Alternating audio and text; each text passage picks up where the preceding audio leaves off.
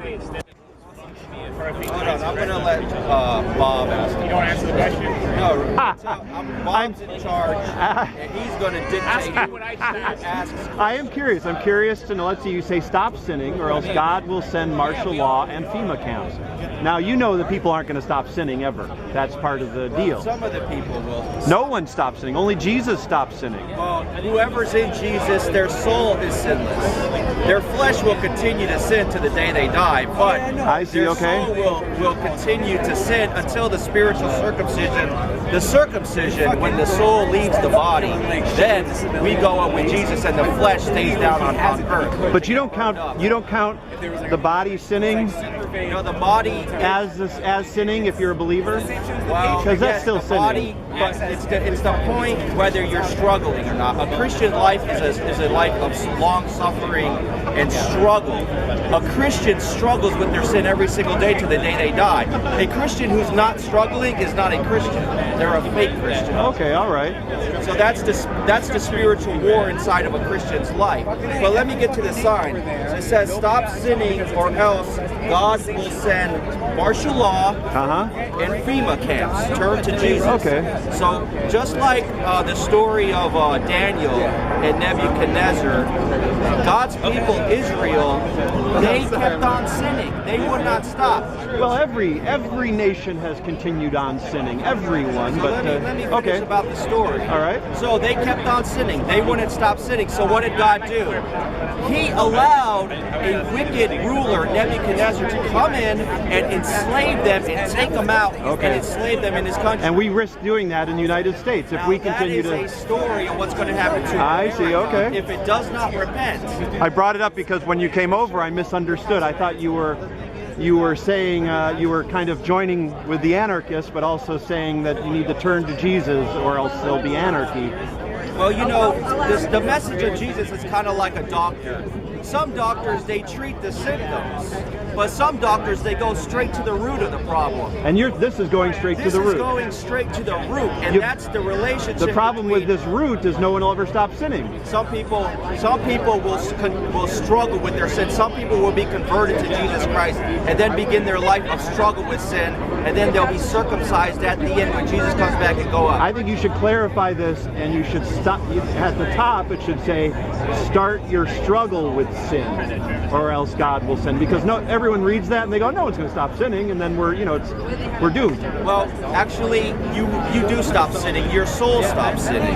Once Jesus comes inside of you, he's sinless. He lives inside of your temple, and then he is the one not sinning. I actually hadn't heard that before. So once you accept Jesus, yes, now you become part of you is not sinning anymore. Right. The other part, your human body part, is still sinning and doing stuff. But because you have Jesus, that part, does it cancel it out so you're not sinning anymore? Like, is that cancel it out? Well, it's canceled out as long as you are a true born-again believer in Jesus Christ. It's canceled out as long as you're fighting with it. I see, okay. All of the Old Testament is about as long as you continue to struggle. Yes. And it's real. Like, you can't make believe. You can't say, I'm struggling with it, and then go rob banks and lie and cheat. That's a fake Christian. And you know what? Those are the worst kinds because they make everybody hate Christianity. Those are the worst kinds. We'll be destroyed. You're into the fallen earth problem. That's your whole problem. We fell from this great golden world, and we're fallen. We're doomed. We're all doomed. What was that? That was actually, who did the fathers really hate? It was the Calvinists, because it was all worked out in advance. Were you one of those guys? Predestination. And the Bible isn't the word of God. It's actually his apostles that wrote it down for us. It's great. The Quran is There's a lot of great stuff in there. dictated by God. It's dictated by See, you guys do a lot of talking, but you don't. There's a lot of poetry, but it contradicts itself. Do you know? Have you read Thomas? Thomas is the one. The devil writes books too. Hello. Thomas is one of the books they found in 45. writes books. Thomas is the word of Jesus. He said that the heaven is within you. You got heaven up there coming down to save us. It's within you. So keep that in mind. Why do you hate God so much? There you go. Why Good don't question. you turn to Jesus Christ? I hate when people sins? try to bring magic into a world that's trying to figure out how to help people. Blood, skin, that underneath the skin, there's blood and cells that bring us together. That guy offends me too. You know what? I'm going to continue to preach and I'm a big fan. until the day I die. What? And soon people like I you know will you're kill gonna preach, people but you're like the me. biggest clown out here. You give us all the ideas on what to do. But you And know, the your Bible heart's, said that would happen. Your heart's in the right place. I understand that idea because you're actually the one that's trying to do something about it. But you got to read more. I don't want people to throw out the baby with the bathwater now. Okay. Yes, there are a lot of wicked politicians who use the government for their own good, and there's a lot of fake pastors and fake preachers. There's a lot of fake churches. These people are not of God. Well, wouldn't you They say, pervert the Bible. if there's such a problem, wouldn't an awesome solution be to drop religion and a belief in God? Because that's what atheists believe, is the actual root of the problem is what you just said. And if we dropped all that is in the past, and we can start, working on the real problems. That's actually what an atheist believes, or what I believe as an atheist. And I've heard on the real problem. Yeah, the real problem being religion is one of the problems that takes control and is misused, mistranslated, I agree with you 100%. Religion is the problem, but like I said, and the belief in Jesus, because they go together, in my opinion. They're one. but don't throw out the baby with the bathwater now. I think you should, if they're both bad, you should throw them both out. No, that's a mistake. It's always a mistake to throw out the baby with the bathwater. And you can see this in all kinds of a myriad of issues of people throwing out the baby with the bathwater. What good does religion do that we couldn't do without it? Well, there's only one true religion, and that's A belief in God. What good does a belief in God do that we couldn't do without it? Like, let's say we got rid of religion and Jesus and a belief in God that we have. It's not possible. Well, I want to ask you a question. The question is, what good? Let's say we can throw out all that. What is it that we can't do if we get rid of it? Because we can still improve ourselves. That's what I think. I can still improve myself as an atheist and as a good person without Jesus and God. I do it on a regular basis. Bob, you probably are a good person compared to humans, but compared to God. Hold on, I want to answer your question. What can we do without religion? Adolf Hitler. And Jesus and God too, yeah. Adolf Hitler, he was an atheist, okay? What did he do? I thought he was once a you Catholic. get rid of God, now Okay. you can do whatever you want. You can kill people and not have a conscience. Well, no, absolutely not. No, there's repercussions, and we all, each one of us, unless you're, repercussions to who? Who's going to repercuss these people? well, each one of us, unless you're psychotic, you have empathy for other people, and you pay a price. This is one of the things that I've often thought Where are that. you going to pay? Well, there's a few ways. One of the ways that people pay, and I see it in my life, is they pay because they have regret and their mind tortures them. There's because of the wrongs they do. If you go out, let's say you're an atheist or whatever, and you start killing or robbing or raping or whatever, you don't just wash that all aside and be like, now I can go back to my normal day. There's repercussions in your own mind because we have empathy. Okay, all right. Let's talk about cheating on your spouse. Yep. If people aren't convicted by God, they will cheat all the time, and they won't have repercussions. There are repercussions to cheating on people. The same as repercussions if you steal. If you break trust, that's what cheating is breaking trust with someone. And breaking a trust with people, you pay a penalty for that. I've lived life. I've broken trust with people, and I've had people break trust with me. But not everybody is you. Not everybody is Bob. But I will say that we're talking about human beings, and the human race does actually have like you have this kind of inner empathy for people. What you personally think before I say anything Okay, else. hold on. I'm talking to him. You're talking to all of us now. If you're preaching the word of the Bible, you're not going to preach it to one person. You're going to preach it to everybody. Well, I'm going to talk to everybody. I'm talking to you right now too. I'm not going to listen. One at a time makes sense. Everybody. This is your hope. My hope? Yes. For whosoever shall call upon the name of the Lord shall be saved. Jesus Christ.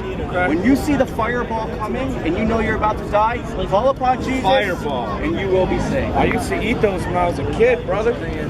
Well, this is not that kind of fireball. But Tom, one thing I found that happened with me, so is when I was in my 30s, that's when I became an atheist.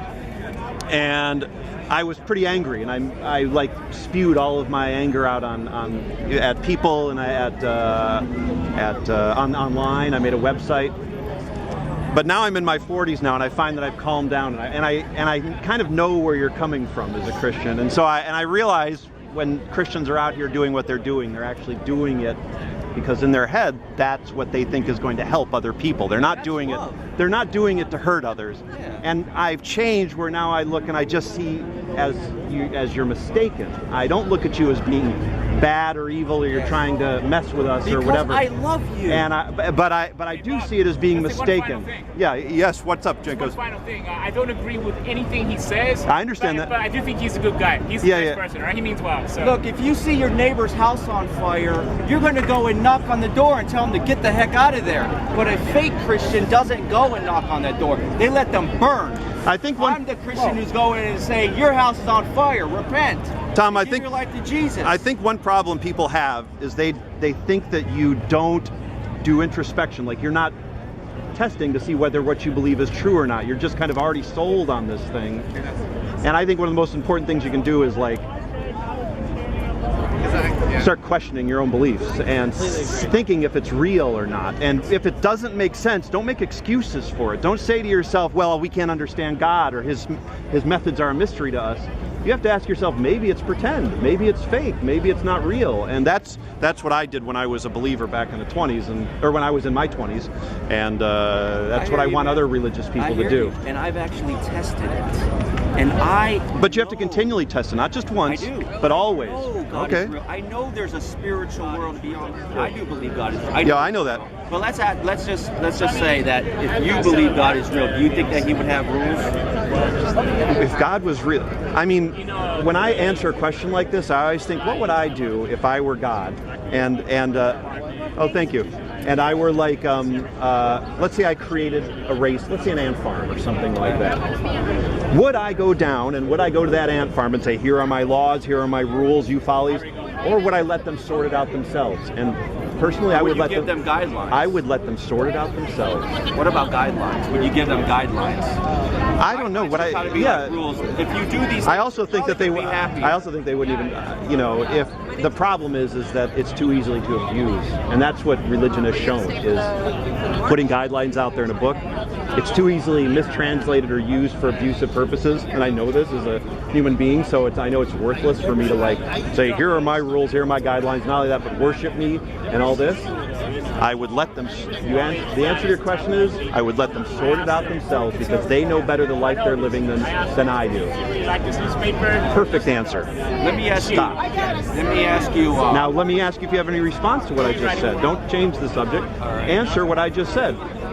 Sort it out themselves because they know their situation better than I do. Okay. Well, that would be your way of being a God, but the God of the Bible. And that's what I think is fair.